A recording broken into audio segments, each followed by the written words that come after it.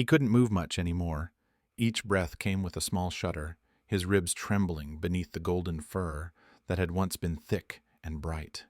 Now it was faded, thinned with time. But when she knelt beside him, whispering his name, he tried. His tail twitched once, his paw shifted, and then, with what strength he had left, he leaned forward and placed his head against her chest. A hug, not a nuzzle, not a reflex. A hug. Her sob caught in her throat. She wrapped both arms around his shoulders, and for one suspended moment, there were no vet techs, no syringes, no monitors. Just a girl and her best friend, holding each other like the world was ending. Because for them, it was. 2 weeks earlier, there were still walks, short ones, just to the end of the block and back. He limped a little, especially in the mornings, but he still wagged when she picked up the leash, still tried to chase the wind, still rolled onto his back in the park for belly rubs. But then came the cough, then the missed meals, then the scan.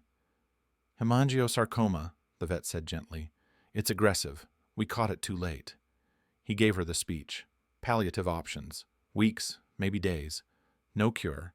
She stopped listening halfway through and just stared at her dog, lying on the cold tile floor, panting softly, still smiling, still looking at her like she was the only thing that mattered. His name was Max, 12 years old, golden retriever. He had been there for everything. The divorce, the move across the country, the days she came home from school and locked herself in her room because middle school was a battlefield. He'd never asked for anything but her hand, her laugh, her presence. Now she was 24, working 2 jobs, still coming home to him, the one constant in a world that had shifted too many times to count. And now he was leaving. Fast. She tried to slow it down, cooked him fresh food, slept on the floor beside him, told him stories he already knew. Remember the first time you saw snow? Remember when I fell off my bike and you barked until someone came? Remember when we both hid under the table during that thunderstorm? His eyes flickered when she spoke. She liked to believe he remembered it all, even the things she'd forgotten. And then came today. She hadn't planned to take him to the vet, but this morning he hadn't stood up, hadn't lifted his head when she opened the fridge, hadn't moved when she knelt beside him, calling his name over and over. The vet gave her the look, that look, the one that says, "It's time." And somehow she nodded. Now here they were, in the small room with the soft lighting, blanket on the floor, syringe on the tray, Max breathing slowly, rhythmically, like waves that were almost done crashing. The vet waited quietly, no pressure, no words. She hugged him one last time. "I love you." His tail thumped once against the floor. She leaned in, closed her eyes, and felt it. That moment, that miracle of motion, as if the air pulled into his lungs was a whisper from something bigger. Max leaned forward, just slightly, and placed his nose beneath her chin, pulled his body into hers, one final time, a hug, the last one, and then, just as the vet moved to kneel beside them, something strange happened. Max's body jerked, not violently, not in pain, but with purpose. His paw lifted, tapped her chest, once, and she gasped, "Max?" His eyes blinked once, twice, and then he exhaled. The room was quiet, so still that the sound of her own breath seemed out of place. Max lay motionless on the blanket, eyes closed, his chest finally still after hours of labored rise and fall. She didn't cry, not right away, not because she wasn't broken, but because something inside her refused to accept that he was really gone. She sat frozen, arms around him, cheek pressed to his fur, waiting for him to lift his head and remind her it was just a bad dream. But he didn't move, and the vet placed a hand gently on her shoulder. "He's at peace now." She nodded, but the words didn't reach her. Peace? It felt more like vacuum, like someone had pulled the gravity out of the room. They gave her time. 20 minutes, maybe more. She didn't track it. Eventually she stood, wobbled toward the door, then turned back. One last look. Max's paw still lay stretched toward the spot where she'd been kneeling. almost like he'd been trying to hold her there. Her knees nearly gave out again, but she kept moving. Out of the room, out of the clinic, into the sunlight that felt too bright for the kind of day this was. The drive home blurred. She left the passenger seat empty. Still couldn't believe it. Still half expecting to hear him yawn in the back seat, to catch his reflection in the rearview mirror. She opened the apartment door slowly, stepping into silence. The food bowl sat by the fridge. His leash still hung from the hook. The blanket he slept on still folded beside the couch.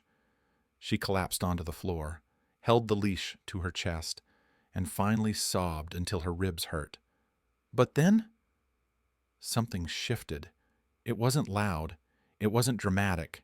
It was a breeze, just a small gust of air that blew through the open window, enough to knock a framed photo off the shelf. It hit the floor, face down. She wiped her tears, startled, and crawled over to pick it up. The glass hadn't shattered. She turned the photo over. It was one she hadn't looked at in years. Max as a puppy, tongue out, flopped across her chest on the first day she brought him home.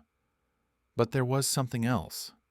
Behind the frame, wedged in the back panel, was a folded piece of paper she didn't remember putting there. She pulled it out with shaking hands.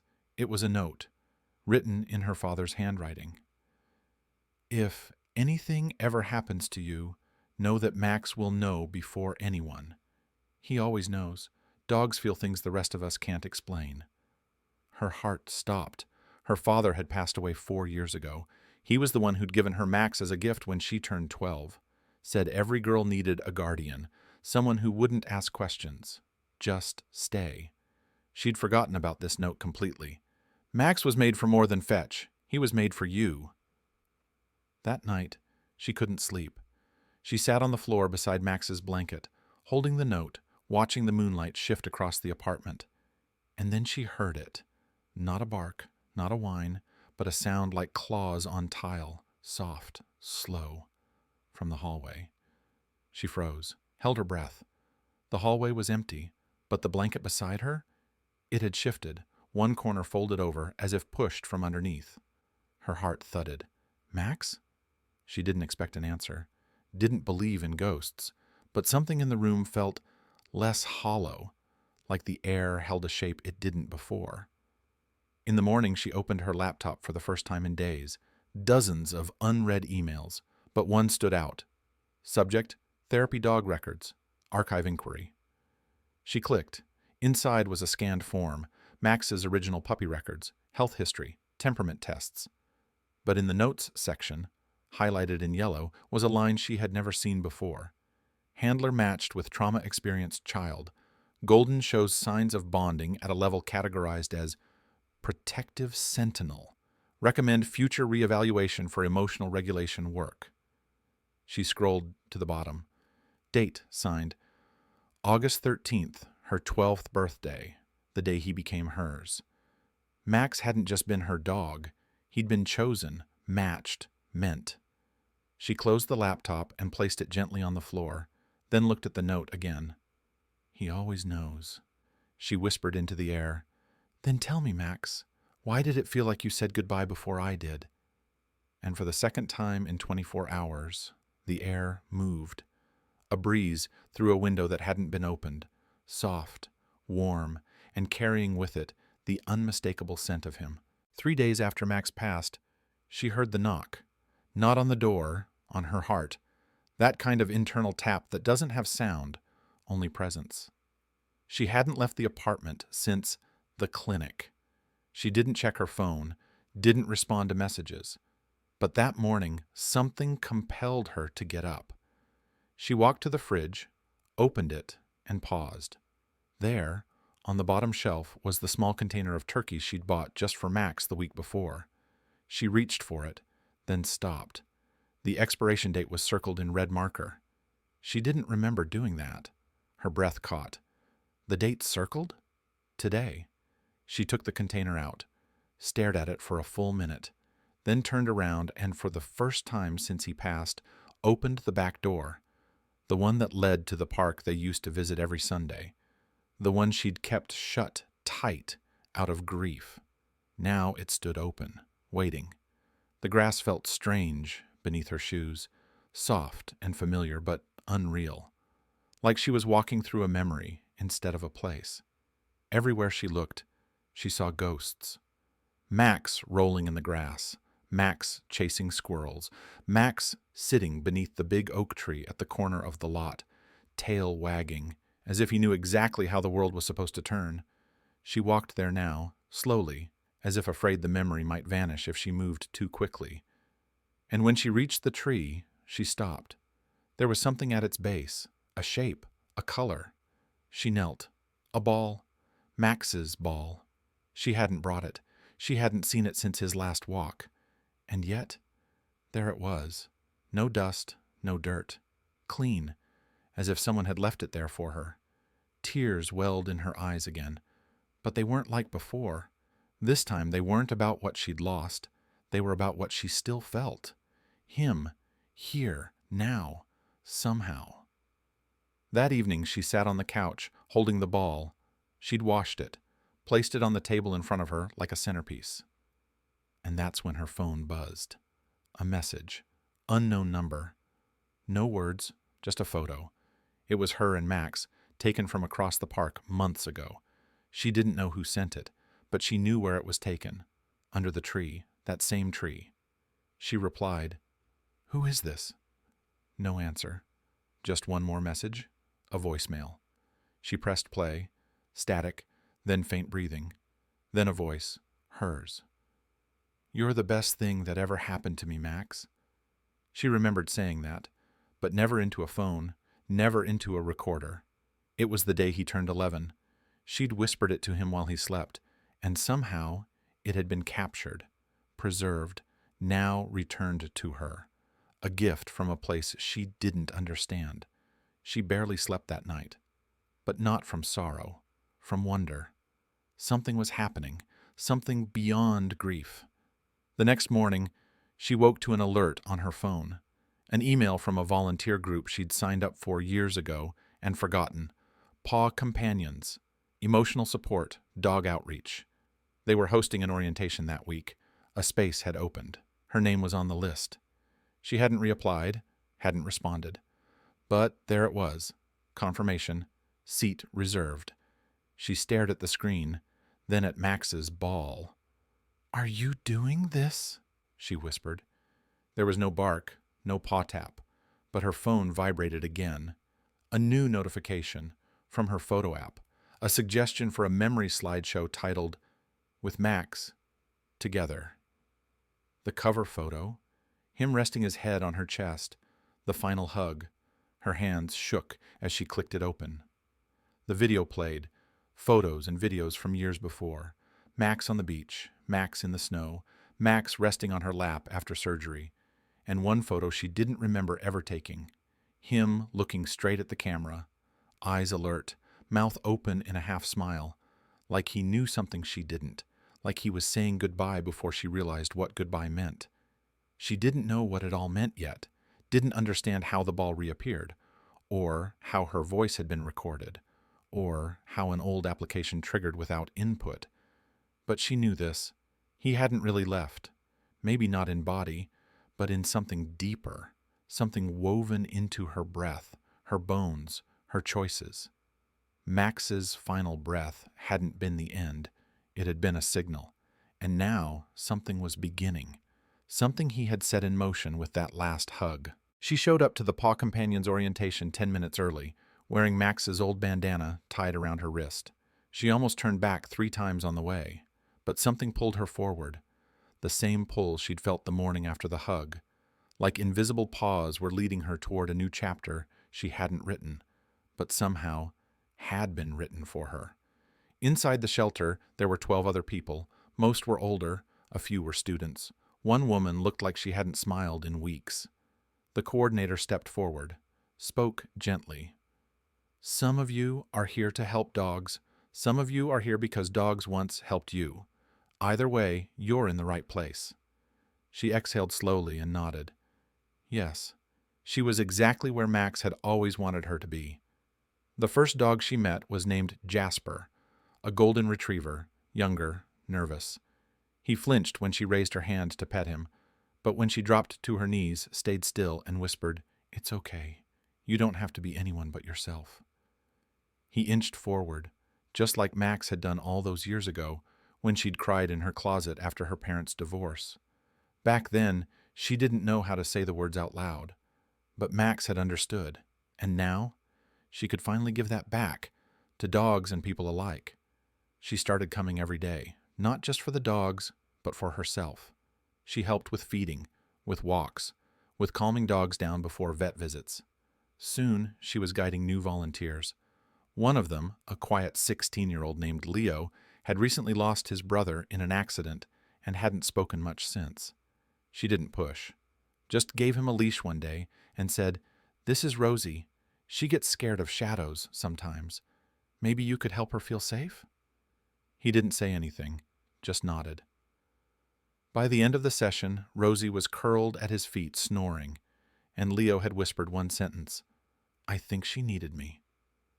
That night, the coordinator pulled her aside. "You've got something," she said. "The way the dogs respond, the way the kids open up. You ever thought about formal training?" She hadn't, until then, but now it felt obvious, like something Max had always known about her before she ever did. "I think I'd like that," she said, and for the first time in weeks she smiled, fully. A few days later she walked to the park again, ball in hand, not Max's park, a new one. She wasn't replacing him, she was carrying him forward. She sat on the grass, near a group of children working with therapy dogs from the shelter. And out of nowhere, one little girl, curly hair, big eyes, maybe 7, walked right up to her. No introduction, no hesitation. She pointed at the bandana on her wrist. "Is that your dog's?" She nodded. "His name was Max." The girl nodded back solemnly. "He's still here." Then walked away. No explanation, no context. Just truth, spoken by someone who hadn't yet learned how to question what she felt. That evening, she finally opened the notebook she hadn't touched since Max passed. Inside were old training logs, vet visit notes, funny memories she'd once jotted down. And at the very back, the last page, a quote her father had scribbled years ago. "A good dog doesn't leave when he dies. He just finds a new way to walk beside you." She traced the words with her fingertip, then whispered, "You're still walking, aren't you?" The wind stirred, soft, warm, familiar. The next week she was offered a permanent position at the center, not just as a volunteer, as part of a new program designed to help dogs labeled as too broken. The same label Max once carried. The irony wasn't lost on her. They asked her to name the program. She didn't hesitate. The Hug Project. For that final moment, that impossible goodbye, that miracle of motion and love and presence, sealed into one last gesture that changed everything. Dogs came through the doors every day. Some barked nonstop, some trembled in corners, some stared blankly, as if already halfway gone. And one by one, she sat with them, patient, still, letting them choose when to come close. And when they did, when they nudged their heads beneath her hand, or pressed their sides against her knees, or simply leaned in for a breath, she whispered the same thing every time. "I know. I feel him too." A year later, she stood beneath the same oak tree where Max used to sit. It was late spring, the kind of afternoon where the sun kisses everything golden, and even the wind seems to remember where it's been. In her hands, a small plaque, engraved with only 4 words, "He stayed until I could." She placed it gently at the base of the tree, right where Max had once dropped his ball for the last time. And as she stepped back, the wind picked up, just enough to flutter the bandana still tied to her wrist. Still his, still hers, always both. The Hug Project had grown. What started as a small program to help difficult-to-place dogs had expanded into something else entirely. A bridge between people and animals, between silence and connection, between grief and new beginnings. They trained volunteers, offered mentorships, even launched a mobile outreach van that visited schools and hospitals. And everywhere they went, people asked the same question: Who was Max? She never had a rehearsed answer. She just smiled and said, "He was the first dog to hug me back." And sometimes that was enough. She still dreamed of him. Not every night, but the ones that mattered, like the night before the new therapy center opened. In her dream, she stood in an endless field of tall grass, calling his name. Then, in the distance, a flash of gold, running, leaping, tail high, tongue out. Max. He didn't say anything, of course not. But as he reached her, he pressed his head to her chest once more. That same hug, that same weight, that same wordless, "I'm still here." And she woke up with tears on her pillow and peace in her chest. People always asked if she was afraid to love another dog again. She wasn't. Because Max had never taught her to fear endings. He taught her to notice the middle, the moments, the tiny miracles, the ball in the grass, the wind in the window, the unexplainable feeling that love doesn't leave. It just changes shape. One afternoon, a young girl named Sophie came in with her parents, 8 years old, severe anxiety, nonverbal, terrified of dogs, but they'd read about the Hug Project and wanted to try. She didn't push. She just invited Sophie into the room, sat on the floor, and let Murphy, a calm lab rescued from a neglect case, lie quietly nearby. No one spoke, but Sophie did something unexpected. She reached into her pocket and pulled out a small toy, a stuffed golden retriever. She set it on the floor, then scooted it closer to Murphy, then closer to the woman. "His name's Max," she whispered, the first word she'd said in months. The parents gasped. The woman smiled softly and nodded. "I know Max," she whispered back. "He knows you too." That night, she didn't cry. She just stood by the window, looked up at the stars, and said, "We did it, Max." Some people don't believe in miracles. That's okay. Miracles don't need belief to be real. Sometimes a miracle is a final hug. Sometimes it's a note that falls when the wind blows just right. Sometimes it's a dog who waits until his girl is ready, then lets go not to leave her, but to stay in a different way. Max had never been just a pet. He was a reminder that some goodbyes aren't ends, they're entrances into the rest of the story. If this story touched your heart, let someone else feel it too. Share it with anyone who's ever lost a pet or found one that changed everything. Leave a comment. Tell us who stayed beside you when no one else did, and subscribe for more stories like this, because sometimes love doesn't leave. It just learns how to stay in silence, in memory, and in the miracle of being remembered.